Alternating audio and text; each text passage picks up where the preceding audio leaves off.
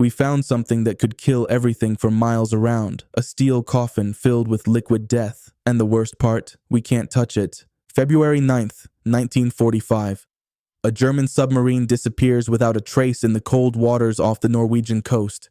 For nearly 60 years, nobody knew where it went. Nobody knew what it was carrying. And when we finally found it in 2003, we wished we hadn't. Because inside that wreck lies something far more dangerous than any torpedo or mine left over from the war. I'm talking about tons of mercury, enough poison to contaminate the entire North Sea. And it's leaking. This is the story of U-864, the most dangerous shipwreck you've never heard of. And as the Norwegian Coastal Administration, we've been dealing with this nightmare for over 2 decades. Let me paint you a picture of what we're dealing with here. Imagine a submarine lying on the ocean floor, about 250 feet down. It's been there since World War II. The metal is corroding, the structure is falling apart, and inside, packed into steel containers, sits 67 tons of pure mercury. That's roughly 150,000 pounds of one of the most toxic substances known to man. Mercury doesn't just disappear. It doesn't break down. It accumulates. It gets into the food chain. It poisons fish. Those fish get eaten by bigger fish. Those bigger fish end up on dinner plates. On your dinner plate, in your children's bodies, in pregnant women. Mercury attacks the nervous system. It causes brain damage. It destroys developing fetuses. And once it's out there in the ecosystem, there's no taking it back. When we discovered this wreck, we realized we were sitting on an environmental catastrophe waiting to happen. Not might happen, will happen. The only question was when, and how bad would it be when it finally went critical. The site is located near Fedje, a small island community off the western coast of Norway. These are fishing waters. These are waters where people make their living, where families have fished for generations. And underneath all that normal life, underneath boats and nets and the daily catch, lies this monster from the past that could end everything they know. We've monitored the wreck for years now. We've sent down remote-operated vehicles. We've taken samples. We've measured mercury levels in the sediment around the wreck.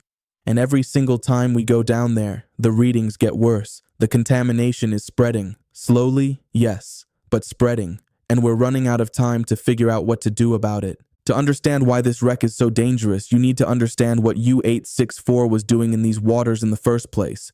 This wasn't just some regular patrol submarine that got unlucky. This was a special mission, a desperate mission, a mission that tells you everything about how insane things got at the end of World War II.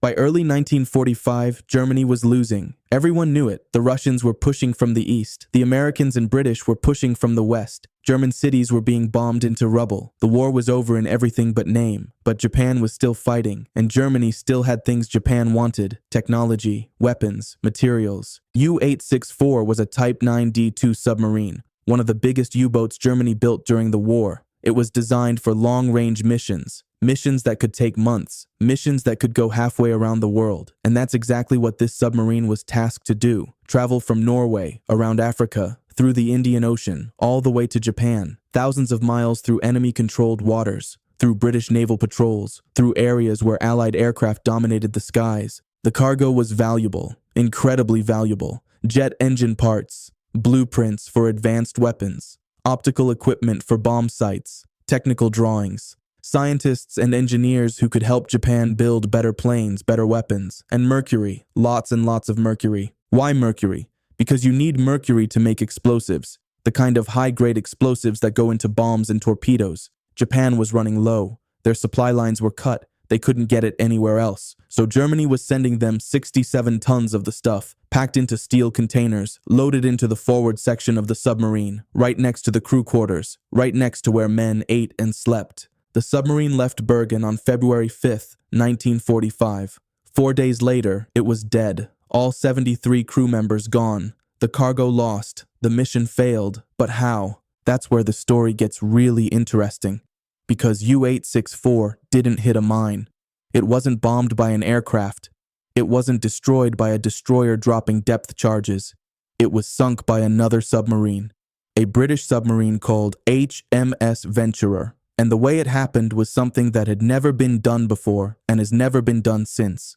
Submarine versus submarine combat almost never happened during World War II. Submarines hunt surface ships. They don't hunt each other. It's too difficult, too dangerous. Both vessels are underwater. Neither can see the other. You're basically fighting blind. But the commander of HMS Venturer, a man named James Launders, managed to do the impossible. He detected U-864 while both submarines were submerged. He tracked it. He calculated its course and speed. He plotted where it would be several minutes into the future. And then he fired 4 torpedoes in a spread pattern, aiming not at where the German submarine was, but where it was going to be. It was like shooting at a ghost, like throwing a punch at where someone's face will be 3 seconds from now while you're both blindfolded. And it worked. One of the torpedoes hit.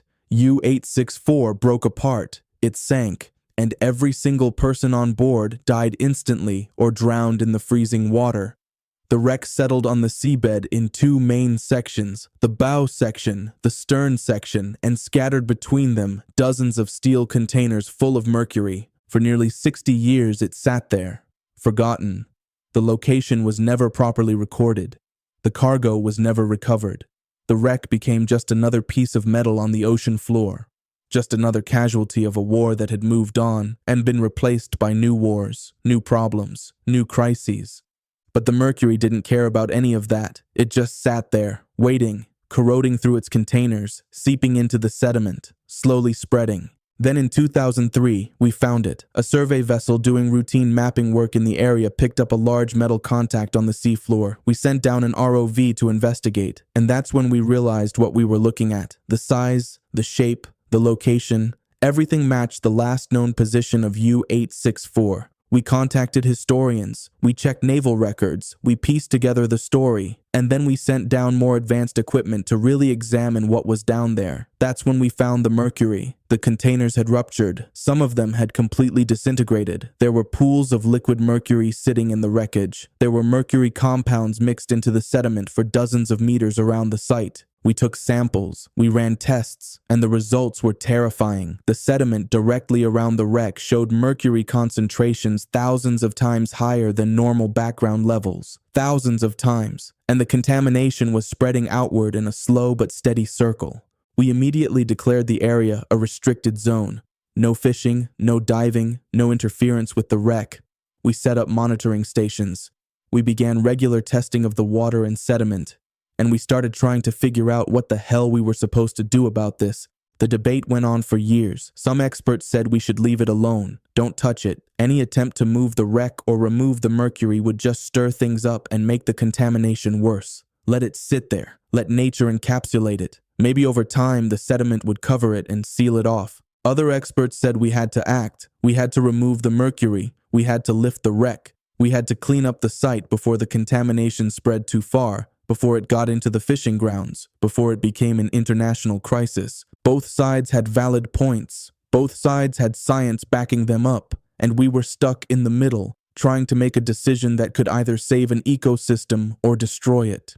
In 2005, the Norwegian government made the call. We would raise the wreck. We would remove it from the seabed. We would seal it in concrete and bury it on land where the mercury could be contained and monitored. It was a massive undertaking. It would cost hundreds of millions of kroner. It would take years to plan and execute, but it was the only way to guarantee the mercury wouldn't leak into the ocean forever. We brought in salvage experts. We brought in environmental scientists. We brought in engineers who specialized in handling toxic materials. We designed a plan. We built specialized equipment. We did test lifts with mock-ups to make sure everything would work. And then we prepared to go down there and pull a broken, corroded, mercury-filled submarine off the ocean floor without spilling more poison into the sea. But here's where everything fell apart. In 2006, as we were finalizing the salvage plan, new studies came out. Studies that showed the wreck was even more fragile than we thought. The metal had deteriorated to the point where it might not survive being lifted. If we tried to move it, there was a real chance the whole thing would just come apart in our hands. The mercury containers would rupture completely. Everything would spill out at once. We'd turn a slow leak into a catastrophic release.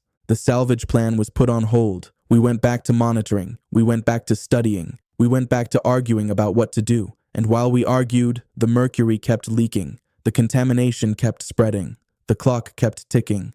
For years now, we've been in this impossible position. We can't safely remove the wreck. We can't leave it alone. Every option we have is bad. Every choice leads to problems. And meanwhile, the people who live near Fedje, the fishermen who work these waters, they just want to know if their fish are safe to eat. They want to know if their children can swim in the ocean. They want answers we can't give them because we don't have those answers ourselves. So where does that leave us? We continue to monitor, we continue to test, we measure mercury levels in fish caught in the area. So far, the levels are still within acceptable limits. The contamination hasn't reached the point where it's dangerous to human health, not yet, but it's moving in that direction, and once it crosses that line, there's no going back. This wreck represents something bigger than just one submarine and one cargo of mercury. It represents all the hidden dangers left over from World War II, all the toxic chemicals dumped in the ocean, all the unexploded munitions scattered across the seabed, all the wrecks carrying oil or poison or radioactive materials. We know about some of them. We've found some of them, but there are thousands more out there that we haven't found yet. Thousands of time bombs waiting to go off. U-864 is just the one we know about, just the one we can see. And if we can't figure out how to deal with this one wreck, how are we supposed to handle all the others? How are we supposed to clean up a war that ended 80 years ago but keeps poisoning us today? The ocean doesn't forget, the ocean doesn't forgive, and the ocean doesn't care that we didn't put this mercury there. It doesn't care that we're trying our best. It only cares that the poison is spreading, and if we don't stop it soon, there won't be anything left to save. That's the reality of U-864. That's the nightmare we live with every day at the Norwegian Coastal Administration. A German submarine carrying Japanese mercury, sunk by a British torpedo, threatening Norwegian waters 8 decades after the war ended. History doesn't stay buried. Sometimes it comes back up, and sometimes when it does, it brings death with it. If you want to see what else we found down there, the next video is already up.